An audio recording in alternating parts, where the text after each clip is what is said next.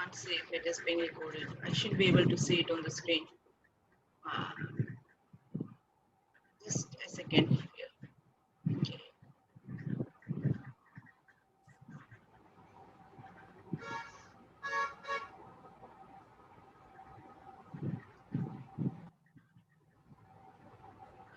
And everyone can see my screen now, right? Ritu, can you see my screen? Yes, ma'am. Okay.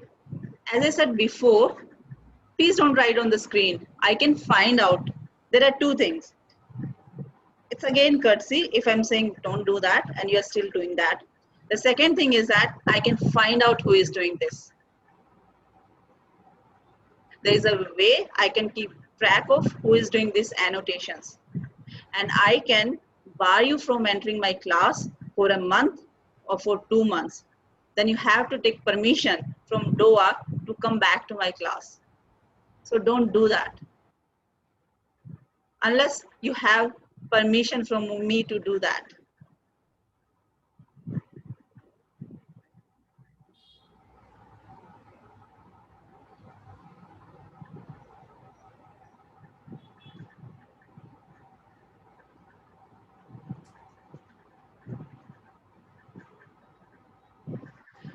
Okay.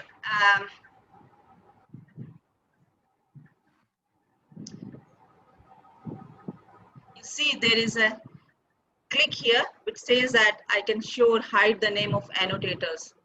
So it's not so easy to figure out who is doing this. So don't do that. So before we start the class, there was an announcement which is there is, I don't know if you are sure or you don't, if you know or you don't know, there is an app also which is Moodle app, and using that app also you can actually get access to everything that is available on LMS website. So the app is available on the Play Store. You can log in using your username and password, and you will have list of all the courses, all the contents, video, audio, everything that is available on the website. It is also available on this app also. So this is one information. Okay. Just don't chat in between. Would be nice if you don't do that. Otherwise, it keeps on flashing and kind of disturbing for me. Okay, so let's start with first waves and oscillations. There are three kind of motions. One is your oscillatory. Another is periodic. And then there is a third type which is called as simple harmonic.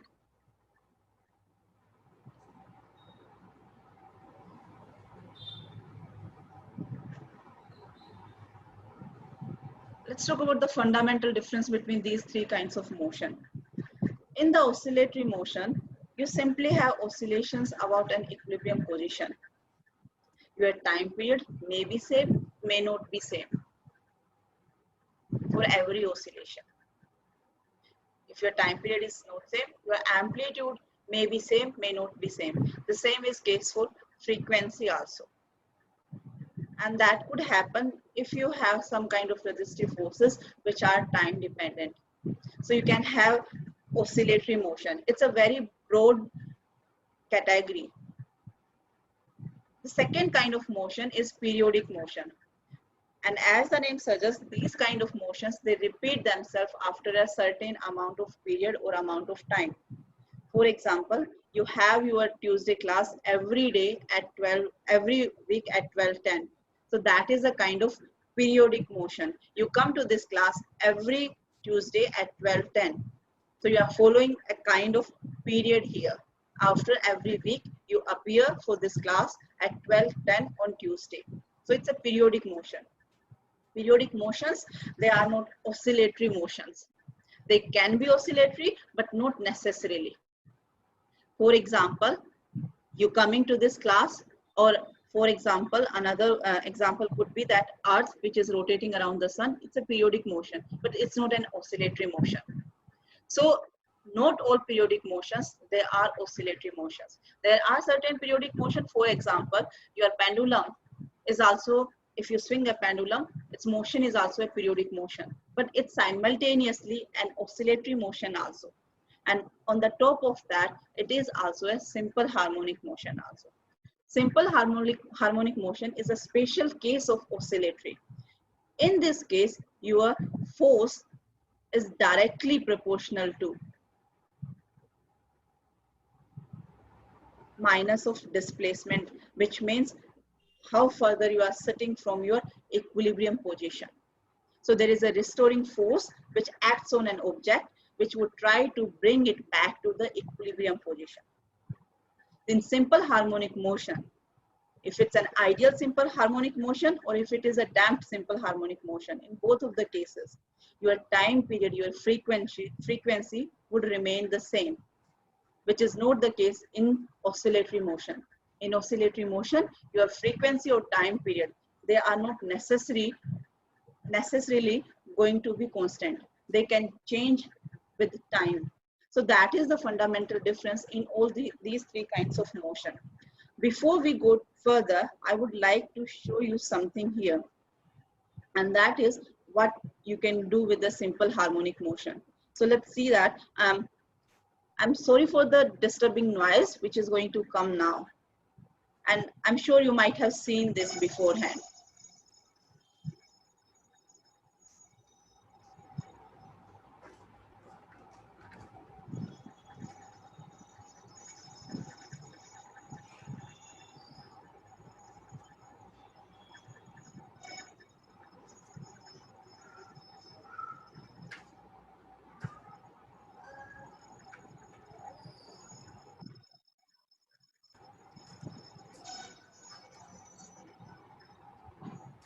If you go to YouTube, you can see it's flooded with the people bringing the wine glasses very close to their mouth and changing the frequency of their speech until the glass finally breaks down. So it can be done just simply by human sound also. And it's an example of simple harmonic motion. The reason being that the glass has a natural frequency, and when the frequency that is being produced matches with the glass frequency, resonance happens. And that's when the glass breaks down. The amplitude of vibration becomes so large that your glass will break down. So by the end of waves and oscillations, you should be able to justify or explain this phenomenon. The other kind of disaster because of the simple harmonic motion, let's see this, what happened.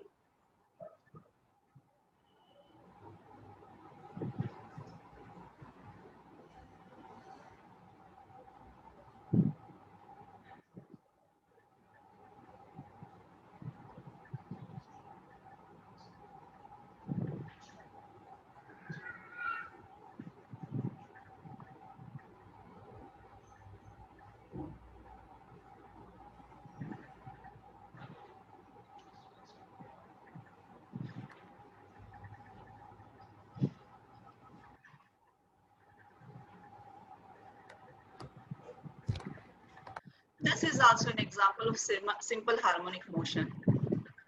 The wind, frequency of the wind was matching with the natural frequency of the bridge, which eventually led to collapse of the bridge.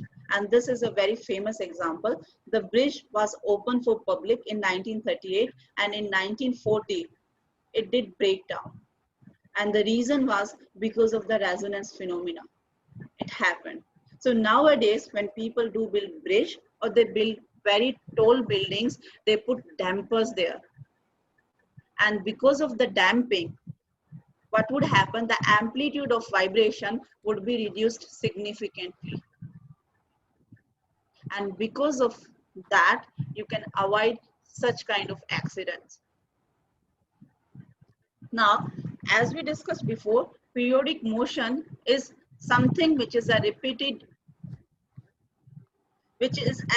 motion of any object in which it's going to return to its given position after a fixed amount of time. That could be anything. It's not necessary that there is an equilibrium position. That is not necessary. There is no restoring force also in this case. That is also not a necessary condition in the case of periodic motion. It's just that the object has to come to the same position after a fixed interval of time. That is only condition for periodic motion. So, but the motion that we are going to focus in this lecture is simple harmonic motion. We are going to talk about ideal simple harmonic motion in which there are no frictions, there are no resistive or dissipative forces, and then we are going to talk about more realistic cases where we are going to talk about damped simple harmonic motion, where you will have resistive forces, dissipative forces, or resistances in your electronic circuits. So simple harmonic motion, it's a special case of periodic motion. Not all periodic motions are simple harmonic motions, but all simple harmonic motions are periodic motions. So in the simple harmonic motions, you have a restoring force. That force would always try to bring the object back to its equilibrium position. And this restoring force is directly proportional to the displacement from the equilibrium position. Further away from the equilibrium position you are, larger would be the restoring force. If you are sitting already at the equilibrium position, the restoring force would be basically zero, right? And that's the case of a spring and a mass that you usually study. You have a block spring case, you stretch the block and then you release it. If you assume that there are no friction present between your block and the surface, that would be an example of ideal simple harmonic motion. Or your pendulum. In the case of pendulum, if you assume that there is no resistance from the air, that again would be an example of simple harmonic motion. Our simple harmonic motion is, it's not so simple. It forms basis of our understanding of many things. Your sound waves, seismic waves, or waves on any kind of stretched strings, water waves simply, if you drop some kind of object in water, all these are produced by some source of oscillations. Simple harmonic motion is used in skyscrapers and bridges. As we see what would happen if you do not put proper physics while building bridges. The bridge could collapse eventually, even though the wind might not be very strong. The example that we just saw in that, the wind speed was hardly 30 to 40 miles per hour. But still the bridge collapsed. Nowadays in bridges, they do put dampers, and so is the case with very tall buildings also. Otherwise, the tall buildings, they are going to sway with the wind. And eventually, whenever the frequency would become equal to the natural frequency of the building, your amplitude will become so large that the building is going to collapse in that case. Your shock absorbers in vehicles, whenever you have speed breakers, there are shock absorbers in your vehicles to minimize the impact of those kind of incidences. Or it's as common as your door stopper. In many doors, at the top, you see there is a spring attached there. That is an example of a damped simple harmonic motion. In your door stopper, you have an over damped simple harmonic motion, which brings your door very politely to its equilibrium position rather than making a violent sound there. So even in your door stopper, you have some kind of simple harmonic motion being applied there. If there is no door stopper, the door will directly bang on the wood frame and it will produce some kind of vibrations over there. So these are some of the very basic or very day-to-day life examples where your simple harmonic motion is applied and it is of importance. A very simple example that you have already studied. So we'll start with an ideal simple harmonic oscillator, and then, as I said before, we are going to put friction between this mass and this surface here. We'll say that there is going to be some friction at this point over here, or it could be because of the air also, right? If there is air present here, it would resist the motion of the mass. Now in this case, let's say that this is your equilibrium position here at this point, and you have stretched this mass to the another extreme somewhere over here. When you release this mass, your restoring force is going to act on this direction. It will come to its equilibrium position. After its equilibrium position, it is going to Gurneet.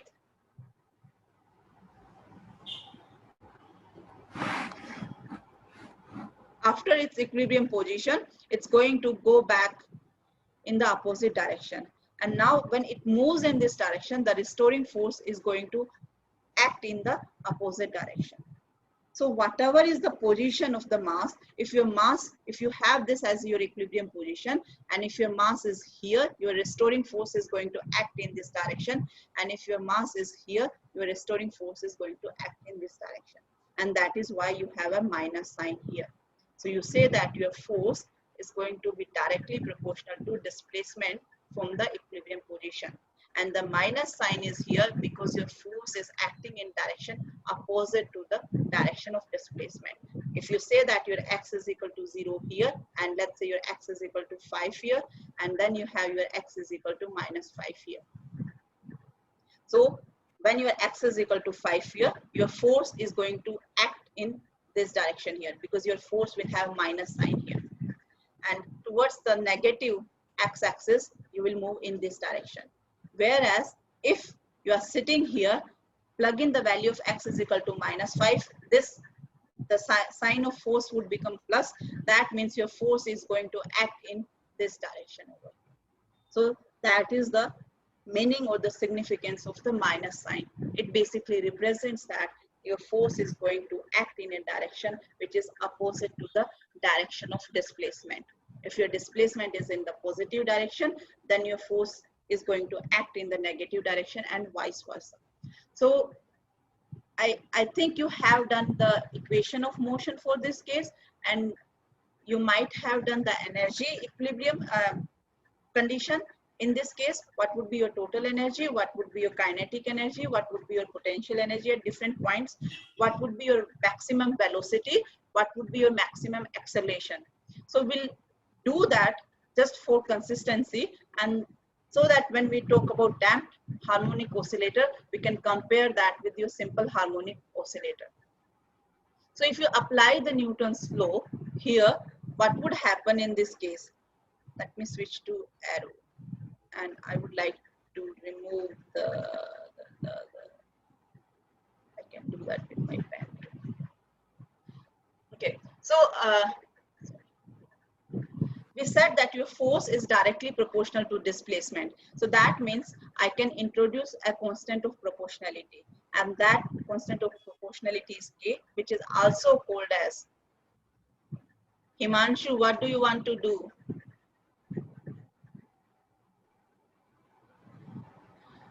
Ritu, do one thing. From next Yes, time ma'am. onwards, कोई भी बच्चा screen पे लिखता है उसको class से remove कर दीजिएगा without any warning. Okay, ma'am.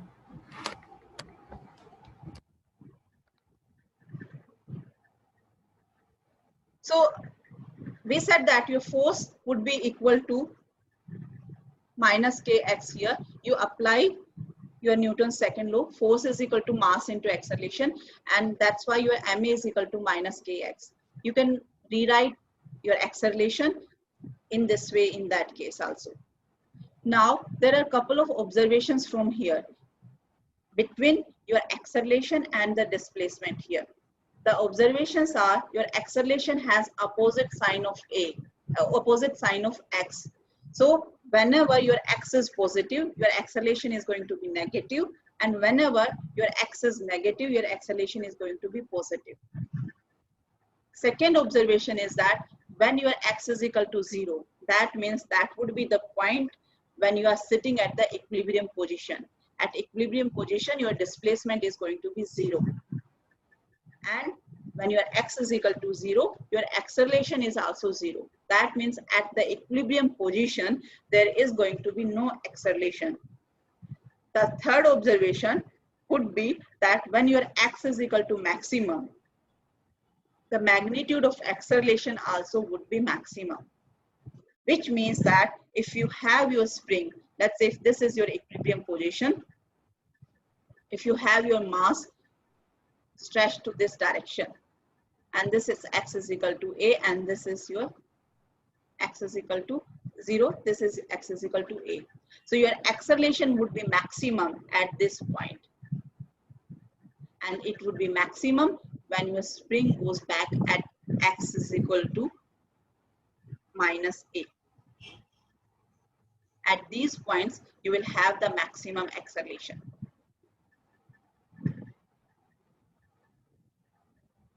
And your acceleration is 0 at the equilibrium position. You will have no acceleration.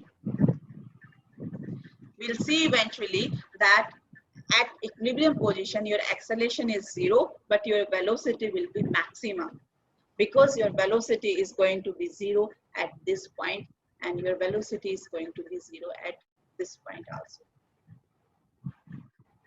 This would be your relationship between your position, velocity, and acceleration. Now coming to the next point here, we said that your acceleration is equal to this expression over here. You know that acceleration is second time derivative of position. You can say that your d2x over dt2 is equal to this expression here. K is spring constant, or it is also called as stiffness of the spring.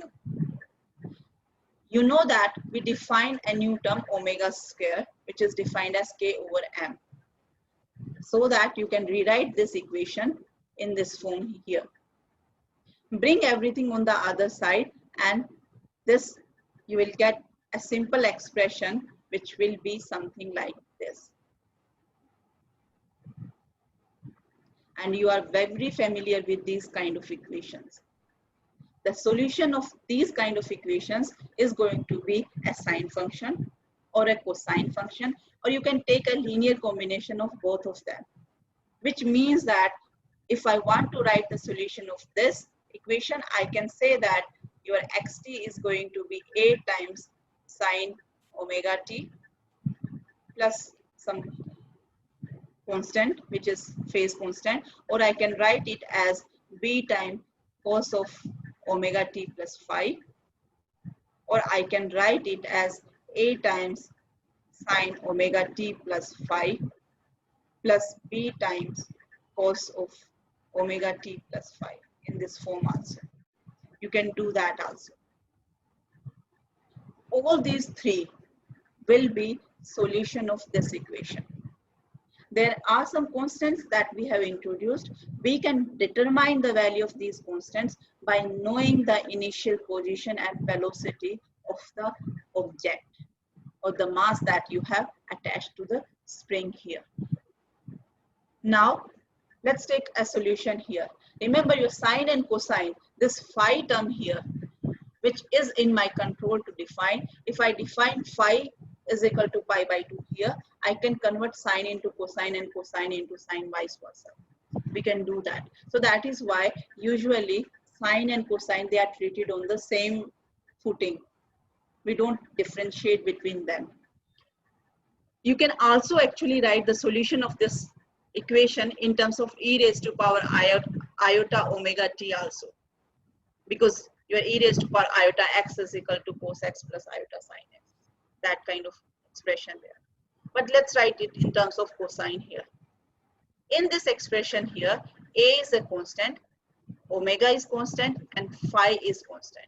These are called as constants of motion, which basically means that these terms are going to stay constant throughout the motion of the object.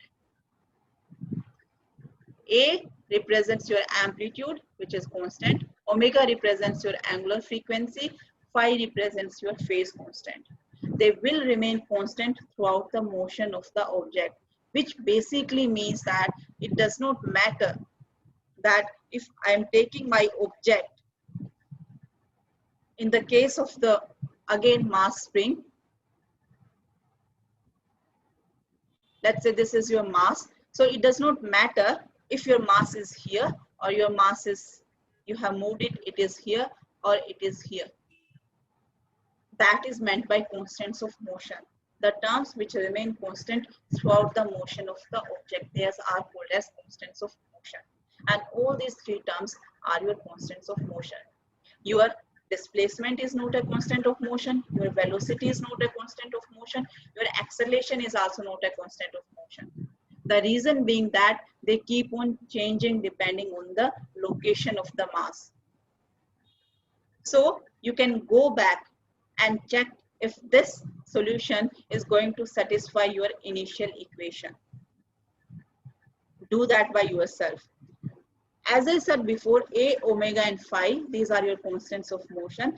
A is determines, or A gives you information about the amplitude of the motion. It is basically the maximum value of displacement of the object from its equilibrium position. Can be either on the positive side or it can be on the negative side. That does not matter. Omega corresponds to your angular frequency. It is basically a measure how fastly or how slowly your mass is going to move. It is directly related to the time period of the motion and hence the frequency. Phi is the phase constant or initial phase angle, which basically means that, for example, for this mass over here, let's say this is your equilibrium position at x is equal to 0. And all of you people, you start making the measurement here. Now, someone says that I would like to start my measurement when the object is at equilibrium position. That's what I like the most.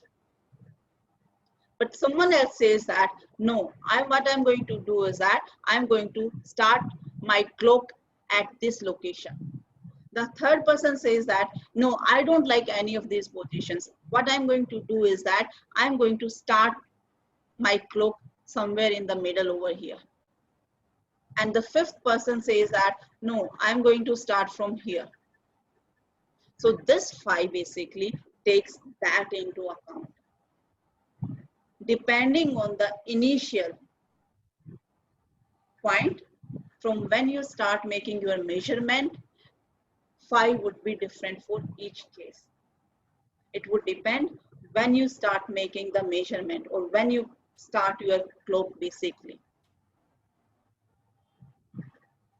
If the particle is initially at its maximum position, so in that case, this solution over here, xt, which we said is equal to a cos omega t plus phi.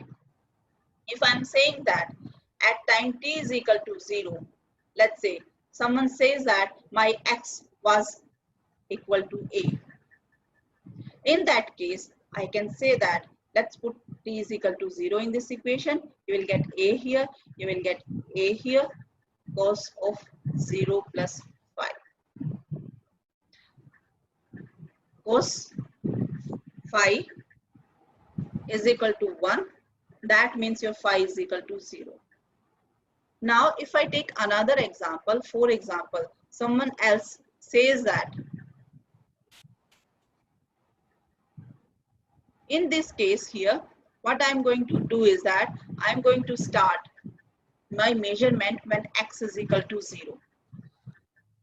That would be my initial position. At time t is equal to 0, I'm going to start my clock when I'm at equilibrium position. So in this case, in this expression over here, you can say that at time t is equal to 0, your x was is equal to 0. So you'll have a cos 0 plus phi. A can't be 0 because you are saying that your object is in simple harmonic motion, right? So a can't be 0. In that case, your cos phi is equal to 0. That means your phi is equal to pi by 2. If your phi is equal to pi by 2, you can replace this function with sine. And that is what I meant by initially when I said that cosine and sine, they are interchangeable functions here. So that is how, depending on the time, when you are starting your clock, your phi would be different. Your phi could be 0, your phi could be pi by 2, or your phi could be anything in between. It could be 45, it could be 30 degree, or whatever it could be. It's not constant. It depends when you start making the measurement. We know that your angular frequency is related to your time by this expression. Omega is equal to 2 pi by t. We have already defined omega square. So that means plug in the value of omega from here. Square root of k over m is equal to 2 pi by t.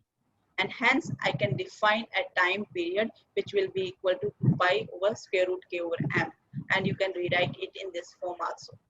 Frequency is equal to 1 upon time, which is equal to 1 upon 2 pi square root k over m. So this would be your expression for the time period. This would be your expression for frequency for an ideal mechanical simple harmonic oscillator, which is a block spring case here. हाँ जी Mayank,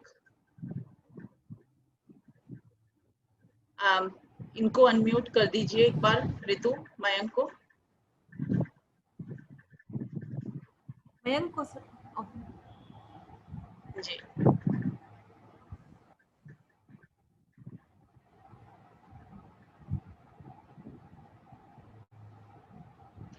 Mayank, you can ask your question in chat and then she can pass the question. Excuse me, ma'am. Excuse me, ma'am. हाँ जी, Ma'am, how do they come to know that omega will equal to under root k by m and that will be equal to time period? you can do that. The way you can do that is you go back and put this expression xt into your solution over here. Take the second order derivative from here and then you will get your omega square. And the way the first question is that how do you know your omega square is equal to k over m? We have already defined our omega square from here. The second question is that how do you associate with time? That is a slightly tricky question because you associate your simple harmonic motion with your circular motion also. And that's how you associate with its time period. I'm not going to go into the details of the circular motion now.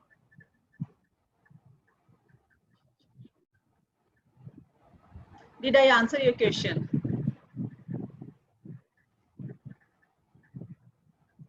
Mayank.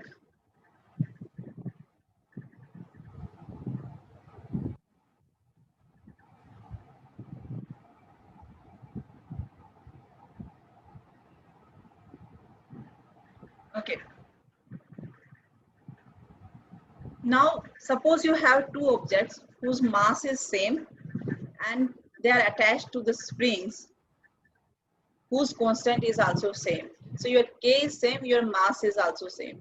But in both of the cases, the displacement or the amplitude rather than displacement, the amplitude is different. In one case, you pushed it to 5 centimeter and in the second case, you have pushed it to 10 centimeter. Now the question is that what would happen to the time period of both of these cases? The time period, yes, they will be uploaded. The PPTs I'm going to upload on LMS. So the time period of these two will be related by the fact that your time period is independent of the amplitude, right? The expression for your time period was given by this expression here, and nowhere in this expression you have amplitude. That is why the time period for both of these cases is going to be the same. For object 1, you will have your initial displacement 5. For the second object, you have your initial displacement 10. Apart from that, if you look at the time period for both the cases, the time period is going to remain the same. So it doesn't matter if you have same masses or the spring of the same spring constant, doesn't matter how much further you move from your equilibrium position, your object initially before releasing it. Your time period of oscillation is going to remain the same. If you have, let's say, initially when you have moved 5 centimeter and the second you have moved 50 centimeter. your time period will be same. Only your amplitude is going to be different in both the cases. Now coming back to our solution here, we said that this is your xt, which basically represents your displacement, which is given by x as a function of time. You can calculate your velocity, which will be first order differentiation of x will be minus a omega sine omega t plus 5. Acceleration would be second order differentiation. Further differentiate it, you'll have another omega out and you will get minus a omega square cos omega t plus 5. Now from here itself, you can get an idea what would be the maximum value of velocity and acceleration. The maximum value of sine or cosine could be 1. And hence the maximum velocity could be a times omega. If you talk about the amplitude, the plus or the minus sign here basically represents that your velocity has the sign opposite to your displacement, whereas acceleration also has the sign opposite to your displacement. But you can get the maximum value of velocity and acceleration from here itself. Your maximum value of the velocity is going to be a times omega, and the maximum value of your acceleration is going to be a times omega square.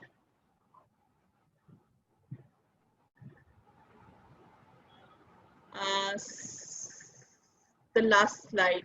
Okay, here you go. So in the last slide, I simply said that your time period is independent of amplitude. So it doesn't matter if your amplitude was 5 or your amplitude was 50. Ramesh,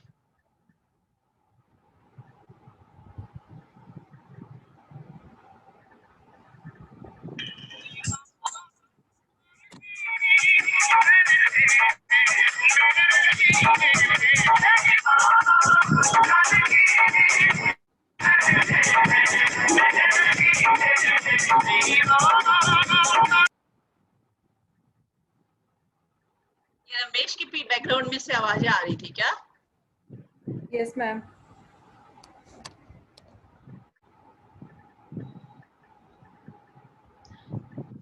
unmute करें हम ma'am उसको, रमेश को. जी कर दीजिए.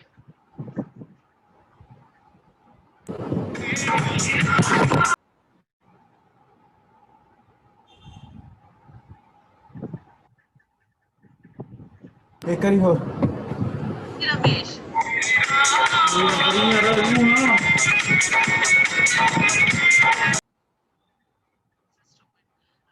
He asks a question.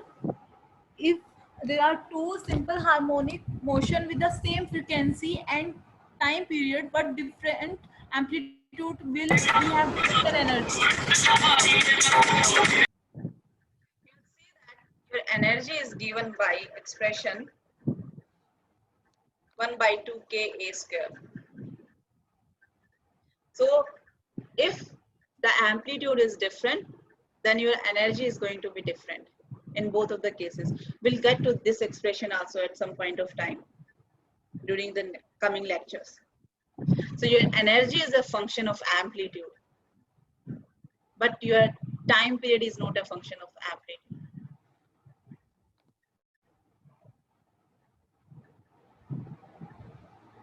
That was your question, which will have the greater energy. Yep.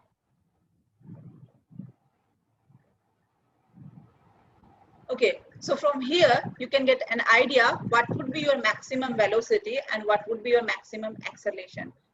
The amplitude. Let's talk about the amplitude here. There is another way also. Actually, you can get this maximum value of acceleration. Do that yourself. What would be the maximum value of acceleration?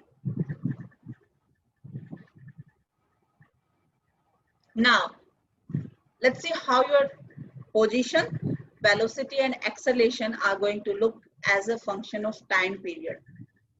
We said that your x is equal to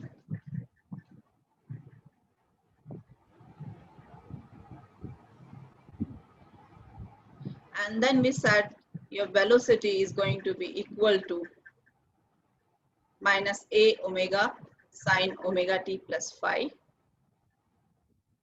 Your acceleration is equal to minus a omega square cosine of omega t plus